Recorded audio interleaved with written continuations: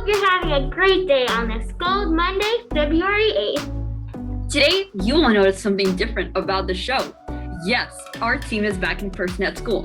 So we are recording the show in our classroom, and to be safe, we have to wear our masks. We have some library news, Would You Rather, controversial questions, and more. Here's a quick reminder to all of you who are back on campus. Please do not share any food or drink at any time when you are on campus. That is not safe. Please stay 6 feet away from others. And remember to wear a mask. Enjoy the show. Let's get right to it. Hi, Crocker. February is Black History Month. And we want to talk about it. Let's start out with some big recent news about a local African American who has gained a lot of attention. Kamala Harris is the first African American elected to be Vice President of the United States. She's also the first woman and the first Asian American to be elected in this high office of our government. She's a very inspiring woman, that is for sure. Kamala Harris was born in Oakland, California, not far from here, just across the bay. She was first San Francisco District Attorney. Then she was the California Attorney General, a U.S. Senator representing California, and now she is the U.S. Vice President. Wow. She's inspiring African Americans and girls around the world, proving that women as well as people of color can rise to the highest levels in our society. Totally. Though racial discrimination is less common than it was 100 years ago, it is still a big issue in our country that we should all be aware of. And that is why we have this month, to talk about and celebrate the great African Americans who have fought hard for equal rights for all in our country, no matter what your family background is or the color of your skin is. Well said. That wraps up this segment. Thank you. Here with your weekly DT trivia. Remember to write what you think the answer is on a piece of paper and check at the end.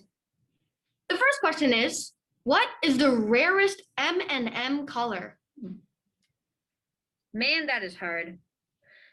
Next question. What is the most common roll using 2 6-sided dice? Next, what was Smokey Bear's original name? Last, but definitely not the least, what is the fear of reptiles called? That's all for now. Stay tuned to see the answers. Bye. Bye. It's Would You Rather time! Yay! Ariana, take it away. Would you rather live in a mansion alone or in a one-room apartment with your family? Well, I would rather live in a mansion, but always invite my family and friends, because I would be lonely. Easy. I would live in a mansion, but then all my friends and family could visit for a long time. Yeah.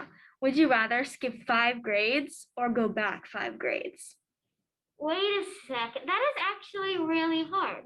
Because it would be weird to be 12 in first grade. I know it would be awkward as well to be 12 in 11th grade. Gosh. I guess I would be kind of like a prodigy though if I skipped 5 grades. So probably skip. I agree. Everyone in 11th grade would think I was so smart, and I just skipped 5 grades. Would you rather wear 5 layers in the summer or a swimsuit in the winter? I would rather wear a swimsuit in the winter because I've done it before in Tahoe, and I could just chill in a hot tub all day. I could wear a swimsuit in the winter and then just stay inside or also chill in the hot tub. Yeah. Thank you for all the 67 responses in the form. You guys rock. And this time, on request, we have imaginary muffins at the end of this week's form. And if you can't find it, you may have to scroll up a bit in your email. Hi Vikings, it's Emily and Emmy with activities at home. Today we are going to work on agility. Agility means to move quickly and easily. Did you know that agility helps you move on a day-to-day basis? It helps your flexibility, balance, quickness, quick twitch fibers, and enhances your athletic activity. To anyone who plays sports, especially soccer, tennis, basketball, and football, check these activities out to improve your game. To do the first exercise, find a long pole, stick any other object, and set it down on the ground. Stand on one side of the pole, then pick one foot up and move it to the other side. Then move the other foot over the pole. Keep repeating that for a total of 45 seconds. This drill focuses on quickness and balance. Then Move on to the second exercise. Get an agility ladder or draw one on the ground with chalk. Step into the food box. Then lift one foot and place it in the food box. Then step back to the second box and continue the pattern. This exercise will also work on balance. Remember, agility will help you move on a day-to-day basis, moving quickly in an emergency, and your performance in an athletic setting. So get working and improve your game. Yo, what is up, Vikings? It is Brandon and Paxton here, back on HTV with your controversial questions. Today, all of the questions are ones that you gave us on the forum. The first one is, does Lightning McQueen have car insurance or life insurance? Since Lightning McQueen is a car, I say he has life insurance because he is like alive, not car insurance. The second question is, if a bunch of cats pile on top of each other, is it still a dog pile? I think that it's a cat pile just because calling it a dog pile wouldn't make sense. Anyways, next controversial question is a robot that fixes other robots a mechanic or a doctor? I would say that it's a mechanic because robots are mechanical and they're not really alive. So if a robot fixes mechanical parts, it would be a mechanic. Make sure to fill out the Google form that Mr. Hager sent out. It only takes a minute and it would be super helpful to see your input on this week's batch of controversial questions. Stay tuned to hear about our crayon drive from Mrs. Fairchild. Until next time. Crayons themselves are a powerful tool in the fact that everybody knows how to use them. It starts with opening the box and that pop of the box, and then you get the smell of a crayon, and you don't have to explain to them what to do with this tool. They just pick it up and they start coloring. Crayons seem to have that way with everybody that it either takes them back to a childhood memory. Crayons themselves are a powerful tool in the fact that everybody knows how to use them. It starts with opening the box and that pop of the box, and then you get the smell of a crayon, and you don't have to explain to them what to do with this tool. They just pick it up and they start coloring. Crayons seem to have that way with everybody that it either takes them back to a childhood memory, or as a child, they just know how to use them.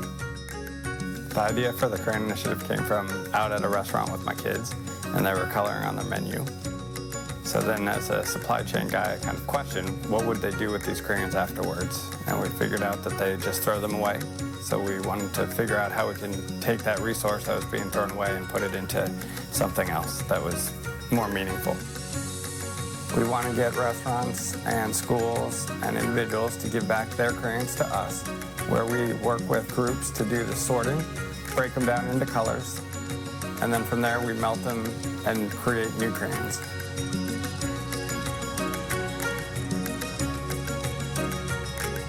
We'll box them up into 8 packs with 6 colors of the rainbow, plus normally a pink and a brown color in an 8-pack box, and then those boxes get donated back to children's hospitals. What I've learned about hospitalized kids with chronic illness, is that they want to play, they want to go to school, they want to have friends, they want to do their hair, they want to paint their nails, they want to be a superhero, just like a normally developing child. They're no different. Creativity in play is so very important because they're in an environment that is abnormal. So when you give them the tools to sit down and really express what they're thinking and what they're feeling and what they're experiencing, it's very powerful. It means everything to them to actually have their own pack of crayons with tips on them. Most of the patients take our crayons home with them because it's the one good memory of that hospital stay, and remember that it brought them happiness. There's an unlimited supply of crayons coming in, and so if we can keep taking those crayons and making new ones, we can make sure that every children's hospital gets the art supplies that they need and the resources that they need through these crayons.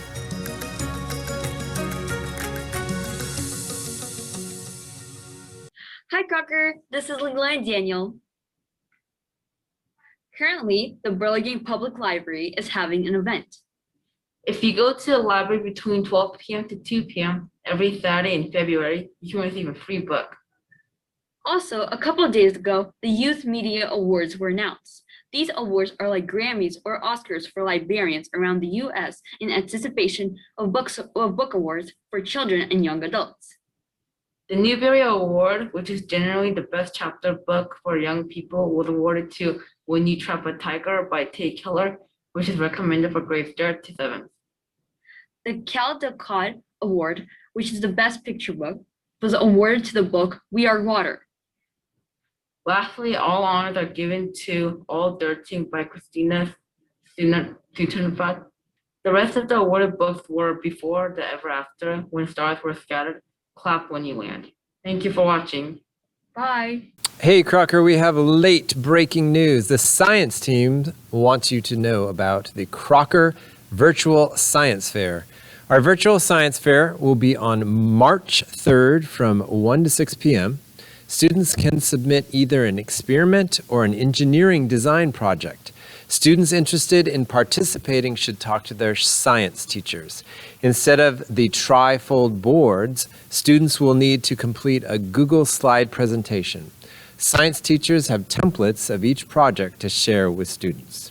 And the slide presentation is due on February 26th. That is February 26th for the due date. Additionally, Mr. Miller wants to remind you about how to arrive and leave Crocker properly. Many students are biking through the North Campus. Traveling through North School before or after school is not allowed. All students who are entering or leaving school to the east must travel on the path that runs by the North School field from Eucalyptus along Ralston Avenue. Students may not go through North School campus. Thank you for following these important procedures. And of course, we have our birthdays. Happy birthday to Carolyn, William, Hannah, as well as Nicholas, Audrey, and Catherine. Happy birthday, everyone. Happy birthday. Bye. Hey, Crocker. Devin and Tad back here with the answers for DT trivia.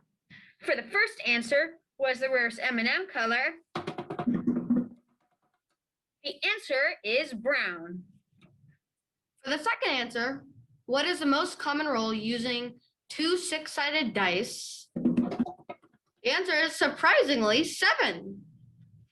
Next, Smokey Bear's original name was Hotfoot Teddy. And last but definitely not the least, the fear of reptiles is called herpetophobia. That's all for today. See you in the next show. Thank you, Crocker, for watching this episode of HTV. Stay safe out there.